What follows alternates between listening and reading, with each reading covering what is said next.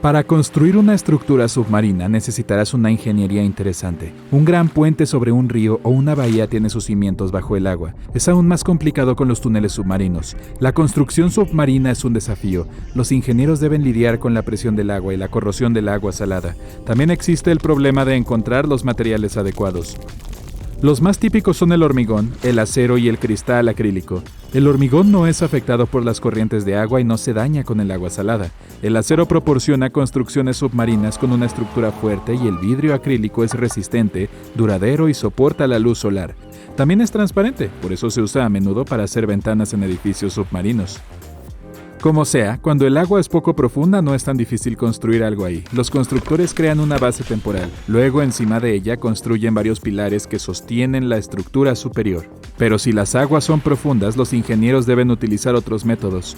Según el que elijan, el agua se extrae o se desvía durante el proceso de construcción. Uno de esos métodos implica el uso de un conjunto de grandes pilotes hincados. Son unas columnas largas y delgadas hechas principalmente de acero, pero su interior es parcialmente hueco. Con la ayuda de un enorme martillo se introducen en el lecho de agua, como clavos en un trozo de madera. Después de eso, estas columnas de acero se llenan de hormigón a través de un tubo especial. El hormigón desplaza el agua que antes estaba en el pilote. Además, este material tiene la capacidad de fraguar incluso cuando está rodeado de agua. Es por eso por lo que los pilotes hincados eventualmente se convierten en una base estable para construcciones sobre el agua y bajo el agua. Los pilotes hincados son una forma muy rentable de construir algo que debe fijarse en su lugar. Evitan que las cosas se muevan por la corriente de agua. Otra forma de construir estructuras submarinas son las ataguías. Se construyen temporalmente y permiten a los trabajadores crear un espacio seco para la construcción. El agua de este cercamiento y la ataguía funciona como una presa. Una ataguía terminada parece un pozo masivo con paredes altas rodeadas de agua.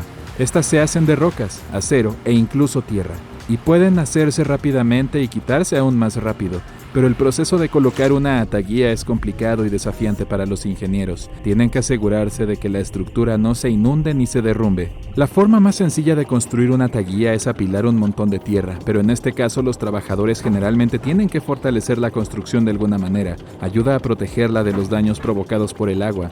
Una vez que la ataguía está lista, las bombas extraen el agua de su interior. A veces es demasiado caro construir una ataguía muy profunda y fuerte. En este caso, los constructores utilizan varias bombas potentes que eliminan el exceso de agua cuando se filtra a través de las paredes de la ataguía. Si una ataguía comienza a fallar, este proceso es lento y afortunadamente predecible. En el sitio de construcción no solo hay bombas principales, sino también de respaldo. En caso de emergencia pueden acelerar el proceso. Luego el agua se mantiene fuera durante el tiempo que el personal necesita para evacuar. Las ataguías se utilizan con mayor frecuencia durante la construcción de presas y puentes, pero cuando un barco grande, como un crucero moderno, necesita ser reparado, los ingenieros también usan ataguías. Estos buques son demasiado grandes para llevarlos a tierra, y una ataguía hace un cierre seco perfecto. El barco queda aislado del agua y los mecánicos pueden repararlo donde sea que se encuentre. Además, cuando es necesario ampliar un crucero, los ingenieros construyen una ataguía a su alrededor.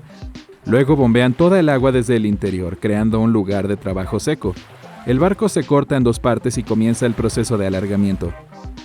Hay varios tipos principales de ataguías: reforzadas, celulares, rellenas de roca o de tierra. Para cada una de ellas, los ingenieros deben determinar la mejor profundidad a la que se debe colocar la pared en el suelo. Depende del tipo del suelo y del propio depósito de agua. Las ataguías reforzadas se utilizan principalmente durante la construcción en aguas poco profundas. Tal estructura es en realidad una pared de tablestacas. Estas son partes con bordes entrelazados. Por lo general están hechos de acero, pero el material también puede ser hormigón armado o madera. Las tablestacas crean algo así como una caja alrededor del área necesaria. Las ataguías celulares también están hechas de tablestacas, pero en este caso las pilas tienen una forma especial. Después de conectarse forman células que se llenan de tierra o arcilla.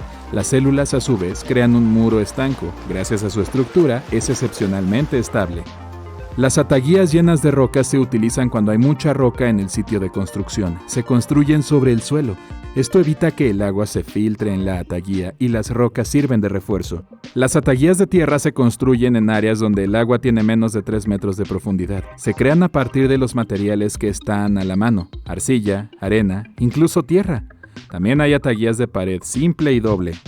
El primer tipo se utiliza cuando el área de la construcción no es grande y la profundidad es superior a 6 metros. Tales ataguías son típicamente necesarias para construir puentes. La madera o las láminas de madera se colocan en el lecho del mar o del río. Después de eso se agregan láminas de hierro o acero en el interior.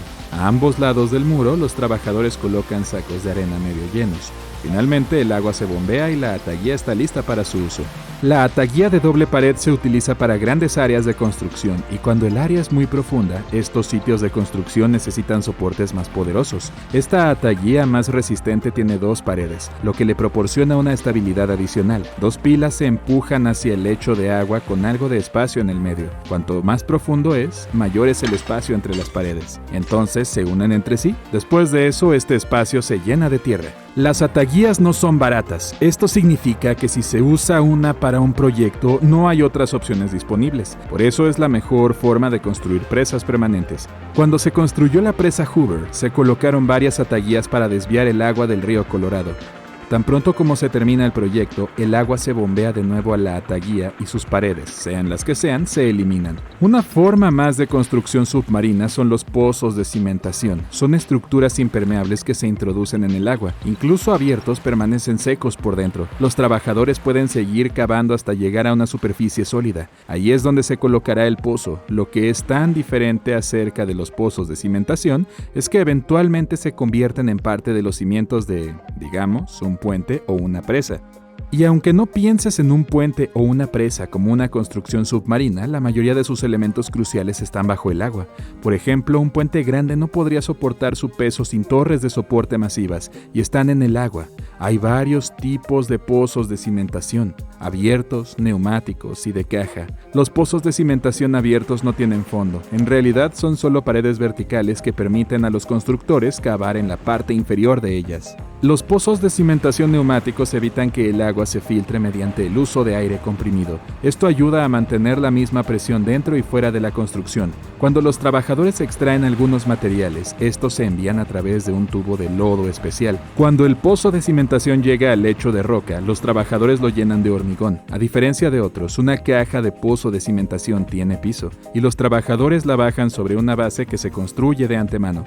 Durante la construcción del puente de Brooklyn, los ingenieros utilizaron 2 pozos de cimentación masivos. Gracias a ellos llegaron al lecho de roca y crearon los cimientos de las torres del puente. Y luego también está la construcción fuera del sitio. Allí es cuando las cosas no solo se construyen, sino que también se ensamblan fuera del sitio. En este caso, los ingenieros suelen utilizar la construcción modular. En cuanto las unidades de construcción producidas en fábrica se entregan al sitio, ahí se ensamblan como un juego de Lego gigante. Luego, las estructuras suelen flotar hasta el lugar en enormes barcazas o las remolcan ahí. Después de eso se bajan a su lugar. Algunas se hunden por su propio peso, otras solo pueden llegar al fondo marino después de cargarse con pesos adicionales. Este método de construcción es bastante expansivo.